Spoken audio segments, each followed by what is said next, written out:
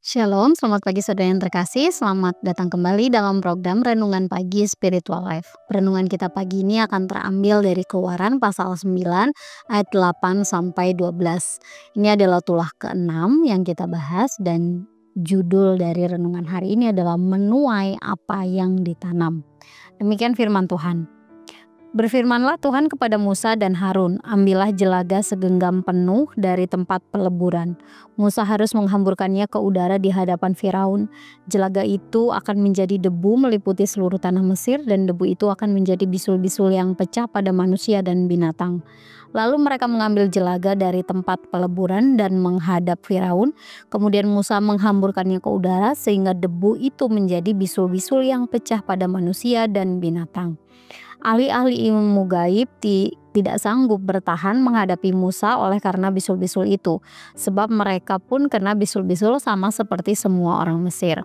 Tetapi Tuhan mengeraskan hati Firaun sehingga ia tidak mendengarkan mereka seperti yang telah difirmankan Tuhan kepada Musa.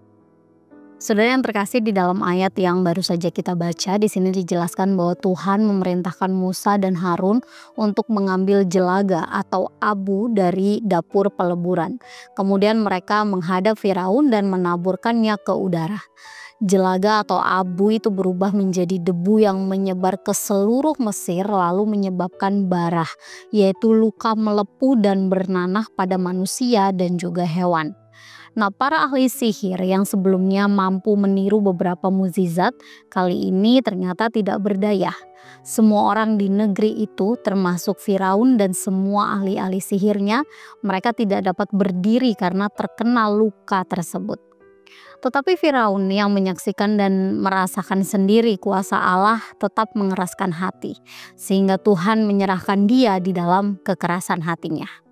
Nah, saudara yang terkasih, dapur peleburan itu adalah tempat di mana Musa mengambil jelaga yang merupakan sebuah tungku atau perapian besar pada zaman itu. Nah, tempat ini merupakan salah satu lokasi di mana bangsa Israel dipaksa untuk bekerja. Di dapur peleburan tersebut mereka membuat dan membakar batu bata. Nah, menariknya dalam tulah kali ini Tuhan menggunakan dapur peleburan yang merupakan alat perbudakan dan simbol penderitaan dari bangsa Israel sebagai sumber hukuman bagi orang Mesir. Tuhan memakai jelaga atau abu dari dapur itu untuk menghukum seluruh orang Mesir tanpa terkecuali. Nah, melalui peristiwa ini Tuhan ingin menyampaikan sebuah pesan bahwa Dia menakar perbuatan manusia dengan adil. Begitu juga dengan kejahatan yang dilakukan, maka akan ditakar dengan hukuman yang setimpal.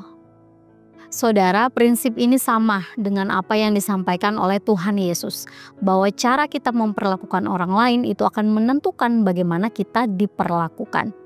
Jika kita melakukan hal yang jahat, maka hal yang sama juga akan ditakarkan kepada kita, meskipun mungkin dalam bentuk yang berbeda. Misalnya ketika kita menjadi seorang atasan yang kemudian memperlakukan karyawan dengan kasar atau tidak adil, mungkin nanti kita akan menghadapi kesulitan dalam pekerjaan atau kehilangan kepercayaan di dalam tim.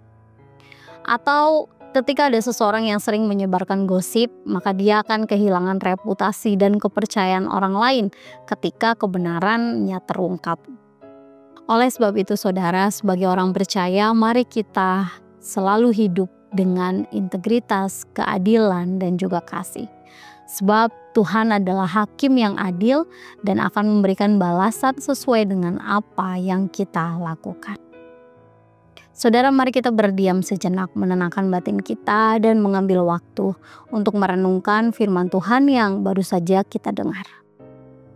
Bagaimanakah cara saudara memperlakukan orang lain selama ini? Sudahkah saudara memperlakukan mereka dengan penuh kasih? Jika belum, maka mari datang kepada Tuhan di dalam doa. Kiranya Tuhan membimbing kita untuk menyadari bahwa Tuhan bukan hanya penuh kasih, tetapi Dia juga menakar perbuatan manusia dengan adil. Kiranya Tuhan membimbing kita untuk selalu memperlakukan orang lain dengan kasih.